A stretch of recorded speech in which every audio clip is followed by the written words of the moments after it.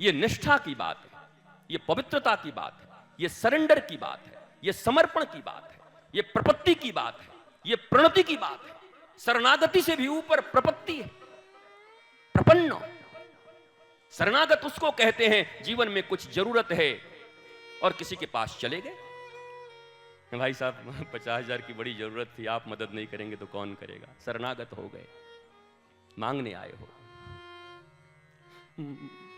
देखिए देखिए ना, मेरे के पीछे वो पड़े हुए हैं, आप मोहल्ले के दादा हैं, हमको बचाइए। शरणागत हो गए हो, थाने में गए हो, शरणागत हो गए हो। पर प्रपन्नता इसको नहीं कहते। हनुमान जी शरणागति के आचार्य नहीं हैं, शरणागति के आचार्य विभीषण हैं और प्रपन्नता के आचार्य श्री हनुमान जी महाराज हैं। और हम हनुमत चरित्र सुन रहे हैं। समझोगे तो बात बन जाएगी। जीवन में शरणागति अच्छी नहीं है, और प्रारंभ शरणागति से भी कर सकते हो। विभीषण कोई बहुत प्रेम में थोड़े ही आए थे, अंत समय तक नहीं छोड़ा था लाल बत्ती। महामंत्री बना के रखा था रावण ने, और रावण को भी पता था ये विभीषण कौन है, पता है? प्रहलाद। हिरण्यकश्यपु ने सोचा पहली बार बहुत जल्दी विरोध कर दिया तो बचपन ही में मरवा दिया था,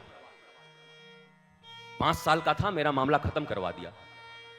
इस बार पाल पोस कर रखा था, नहीं तो जिस लंका में राम का नाम लेना अपराध था, उस विभीषण के घर पे धनुष बाण और राम नाम अंकित कैसे किए हुए थे।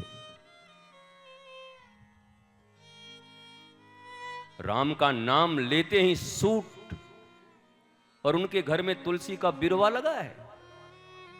खुलेआम रावण की सत्ता को चैलेंज दे रहे हैं वो, कि तुम्हारे ही राज्य में रह करके मैं राम राम करूंगा, सुबह सुबह तुलसी का पौधा लगाऊंगा, धनुष बाण बनाऊंगा। क्या रावण अंधा था? जिस रावण के द्वार पर, लंका के मुख्य द्वार पर लंकिनी जैसी सुरक्षा कर्मिनी बैठी हुई थी, इंटेलिजेंस कितना पक्का था कि ज्ञानी नाम अग्रगण्यम सकल गुण निधानम।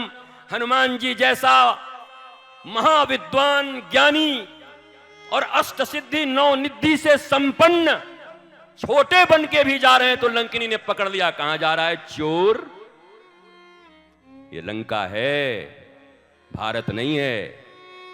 हम दो, हमारे दो, और बांग्लादेश से आने दो, यहां नहीं आ सकते। ये लंका है, एक को नहीं आने देंगे।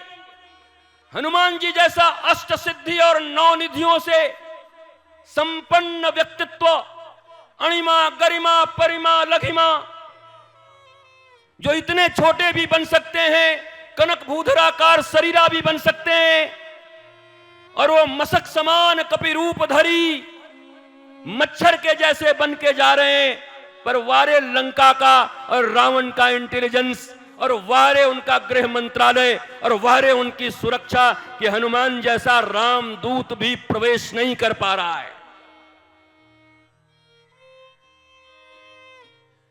और उसके बाद हनुमान जी ने फिर, अब ये भी कितनी तार्किक चीज है देखो, हनुमान जी ने कहा कि अगर तू चोरों को खाती है, व्यवस्था क्या है, किस लिए लगाई गई है? बोला चोरों को पकड़ना मेरा काम है। बोला तू तो सही काम नहीं कर रही। क्यों? जिस व्यवस्था में है उस व्यवस्था के विरुद्ध काम कर रही है तू। कैसे? अगर चोरों को पकड़ने के लिए है तो सबसे बड़ा चोर तो तेरा मालिक है, 1 नंबर का चोट्टा है, उसको क्यों नहीं पकड़ी अभी तक?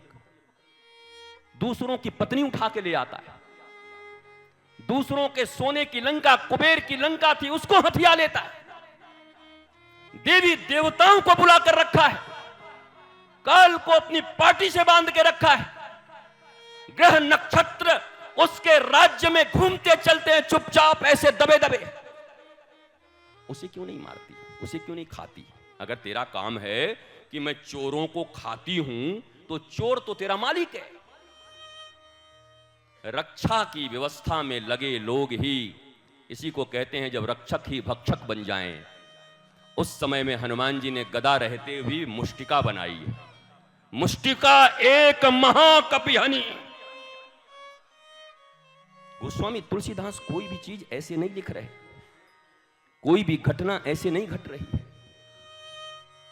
ये इस बात का प्रमाण दे रहे हैं कि जिस व्यवस्था को संभालने के लिए जो लोग आए हुए हैं और उसी व्यवस्था के रक्षक भक्षक बनने लगे, तो फिर समाज में बंटवारा न हो जातियों का, पातियों का, बल्कि इस हाथ में जैसे छोटे बड़े सब उंगली हैं, सब मिल करके और एक बार मतदान का प्रहार करें और ऐसे लोगों को निकाल बाहर करें भारतवर्ष से और दुनिया से।